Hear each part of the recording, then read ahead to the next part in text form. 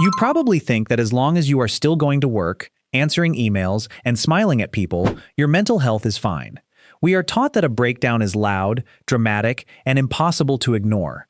But psychology shows us the exact opposite. Often, the mind shuts down quietly. It starts when that morning coffee you used to love tastes like absolutely nothing, or when a single text message feels completely overwhelming to reply to, so you just don't. If you ignore this silent fading, your brain will eventually force your body to stop. Let's talk about the 10 hidden signs your mental health is slipping away, and how to gently pull yourself back. But first, wherever you are listening from right now, what state or city are you calling home tonight? Depression does not always look like crying in a dark room. Sometimes it looks like a phone left unanswered, a sink full of dishes, or a body that feels too heavy to carry into the shower. From the outside, these things can seem careless, rude, or lazy. But from the inside, they often feel like survival. There are 10 things depression can make us do, and the first is isolating ourselves. You may stop replying to group chats. You may watch the phone ring and let it go silent. You may cancel plans you once looked forward to, then spend the weekend behind a closed door, telling yourself that you just need rest. But the rest never seems to restore you. People may assume you no longer care.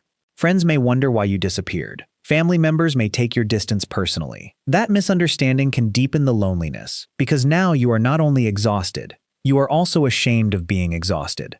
Depression can make social connection feel incredibly expensive. Every conversation requires energy you do not have. You have to listen, react, smile, explain, and sometimes pretend that everything is fine. Even being around people you love can feel like performing a role. So you withdraw. Not because you hate the world, but because you are trying to protect what little energy remains.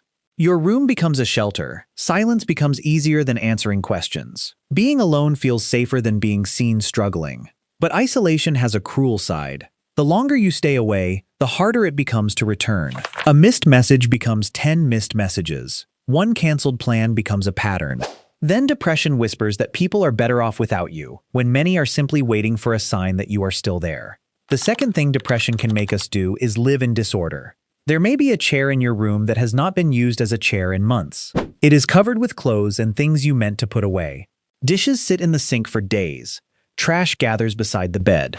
The floor slowly disappears beneath objects that each seem too small to matter, yet together become impossible to face. You may look at the mess and feel disgusted with yourself. You promise that tomorrow you will clean everything. Then tomorrow arrives, and the task feels even larger. You do not know where to begin, so you do nothing. The mess grows, along with the belief that you are failing at something every normal person should be able to do.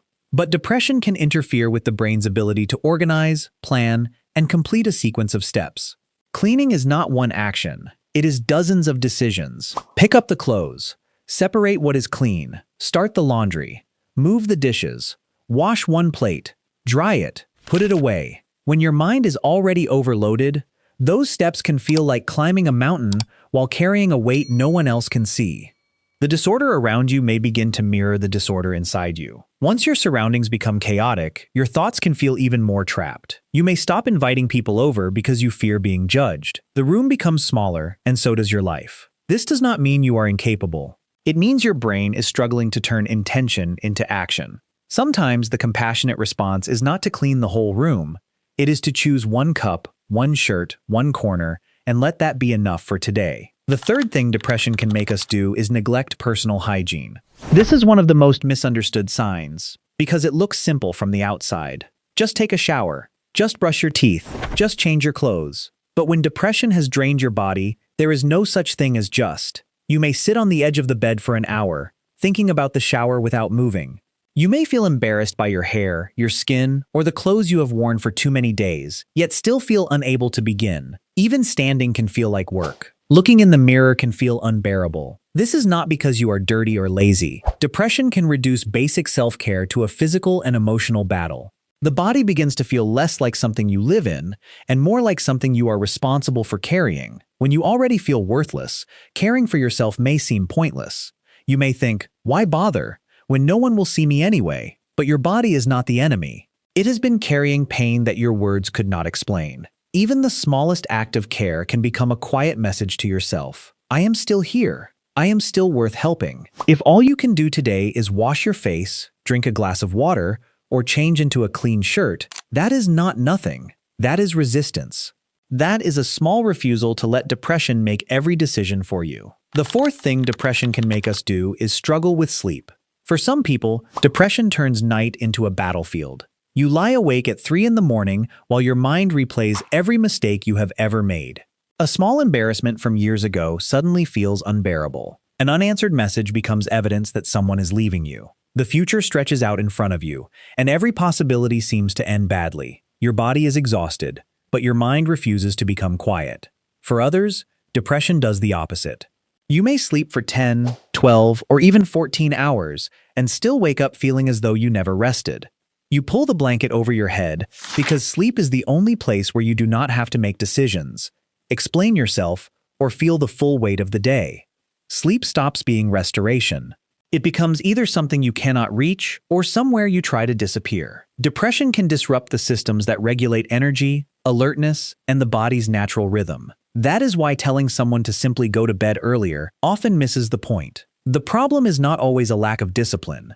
The mind and body may no longer agree about when it is time to rest. Then the broken sleep creates another painful cycle. You wake up late and feel guilty. You have less energy, so ordinary tasks become harder. At night, you worry about everything you failed to do, and once again, you cannot sleep. If this is happening to you, it does not mean you are weak. Your exhausted body is trying to survive a condition that has made both waking and resting difficult.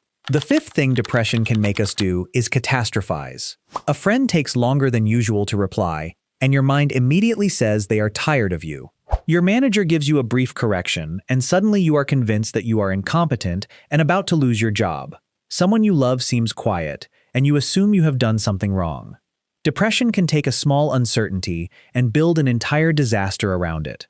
The thoughts may feel completely logical in the moment. You are not simply imagining one bad possibility. You feel as though you are finally seeing the truth everyone else has been hiding from you. This is one of depression's most convincing illusions. A depressed mind can become trapped in a negative bias.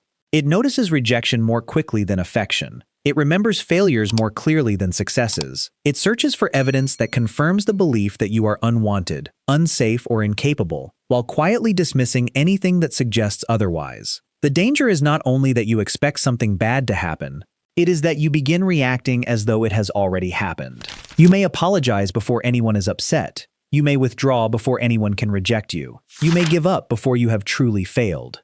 Depression tells you that this is preparation, but often it is fear trying to protect itself from uncertainty. When your mind says, everything is falling apart, pause and ask a gentler question. What do I actually know right now? You do not have to force yourself into false optimism. You only need to separate what is happening from what depression is predicting. The sixth thing depression can make us do is develop extreme eating habits. You may eat late at night, searching the kitchen for something sweet, salty, or heavy enough to make you feel different for a few minutes. Food becomes comfort when nothing else reaches you. That brief sensation of pleasure can feel like relief from an emotional emptiness that has lasted all day. Then the relief fades, and shame takes its place. Or depression may remove your appetite almost entirely. A meal can sit in front of you while your stomach feels closed. Even foods you once loved seem tasteless. Chewing feels exhausting. You know you should eat, but the body does not send the usual signal that nourishment matters. Neither extreme is a moral failure. Depression can affect appetite, motivation, and the brain's reward system. Some people reach for food to stimulate a small moment of comfort. Others lose interest because the same system that helps us experience pleasure has become muted. The seventh thing depression can make us do is lose motivation for the things we once loved. You may open a game you used to play for hours, stare at the screen, and close it again. Your books remain untouched. Your art supplies gather dust. Music becomes background noise instead of something that moves you. This loss can be frightening because it feels as though an important part of you has disappeared. People may tell you to find a hobby or do something fun. They do not understand that the problem is not a shortage of activities. The problem is that your ability to feel pleasure may have gone quiet. This experience is known as anhedonia. It is not the same as boredom. Boredom still contains a desire for something better. Anhedonia can feel like the absence of desire itself. You may begin to believe that because you cannot feel joy now, you will never feel it again. But numbness is not proof that your capacity for joy has been destroyed. It may simply be buried beneath exhaustion and pain. You do not have to force passion to return all at once. Sometimes healing begins by sitting near the things you once loved, without demanding that they make you happy. One page, one song, 5 minutes outside. The feeling may not return immediately, but your willingness to leave the door open still matters. The 8th thing depression can make us do is avoid problems until they become harder to face. You see the unpaid bill on the table, but turn it over. You notice the urgent email, but leave it unopened. A voicemail waits on your phone for days because listening to it feels like accepting one more demand you do not have the strength to meet. From the outside, this can look irresponsible. You may ask why you did not deal with the problem when it was small. But avoidance is not always a lack of concern. Sometimes it is what happens when the nervous system has reached its limit. When you are already fighting an invisible storm inside, even a simple task can feel threatening. Opening an envelope might reveal bad news. Answering an email might create another obligation. Making one phone call might require energy you cannot imagine finding, so the mind chooses temporary silence. You tell yourself you will handle it tomorrow. Tomorrow comes, the problem feels larger, and shame has been added to the original fear. This is not laziness. It can be a form of paralysis. The way forward may begin with making the task smaller than your fear. Open the email without answering it. Put the bill beside your wallet. Ask someone you trust to sit with you while you make the call. Progress does not have to look impressive. Sometimes progress is simply turning toward what you have been afraid to see. The 9th thing depression can make us do is live with constant guilt and self-hatred. You may apologize for speaking too much, then apologize for being quiet. Depression can make you believe that every difficulty around you somehow began with you. If someone is disappointed, you assume you caused it. If a relationship becomes strained, you decide you ruined it. If your family is worried, you see their concern as proof that you have become a burden. Then the inner voice becomes cruel. It tells you that you are weak because you cannot function normally. It compares your private pain to other people's public success. It collects every mistake and presents it as evidence that something is fundamentally wrong with you. But that voice is not an objective judge. It is pain speaking with your voice. Depression can turn symptoms into character flaws. Exhaustion becomes laziness. Withdrawal becomes selfishness. Struggling becomes proof that you are not trying hard enough. The more you believe these accusations, the more you hide. Self-compassion may feel unnatural. Kindness toward yourself may even feel dishonest. But compassion does not mean pretending everything is fine. It means refusing to add cruelty to an already painful experience. Speak to yourself as you would speak to someone you deeply love. You would not call them worthless because they were sick. You would not call them a burden for needing support. You would remind them that pain can change behavior, but it does not erase human value. You deserve that same mercy. The 10th thing depression can make us do is sabotage happiness because we are afraid of losing it. You meet someone who treats you gently and begin pushing them away. You receive an opportunity you wanted and suddenly find reasons not to take it. You begin waiting for everything to fall apart. Depression may have taught you that disappointment is inevitable. If happiness has disappeared before, trusting it again can feel foolish. You may think it is safer to destroy something yourself than to love it and watch it leave. So you stop answering the person who cares. You create conflict where there was connection. You reject invitations, miss deadlines, or convince yourself that the opportunity was never meant for you. This creates a distorted sense of control. If you end the relationship first, no one can abandon you. If you quit before you fail, no one can expose you. If you refuse hope, nothing can take hope away, but protection can become a prison. Every act of self-sabotage seems to confirm that happiness never lasts, even though fear helped create the loss. Depression points to the damage and says you were never meant to have good things. That is the lie beneath so many of these behaviors. Being afraid of happiness does not mean you are incapable of it. It may mean your mind has learned to associate hope with danger. Healing is about noticing when fear is making decisions your deeper self would not choose. Pause before sending the message that ends the relationship. Wait one day before rejecting the opportunity. Tell someone, I am pulling away because I am scared, not because I do not care. That sentence alone can interrupt an old pattern. These 10 behaviors do not define you. Isolation, disorder, poor hygiene, broken sleep, catastrophic thinking, extreme eating, loss of motivation, avoidance, guilt, and self-sabotage are not proof that you are defective. They may be signs that your mind has been carrying more pain than it knows how to express.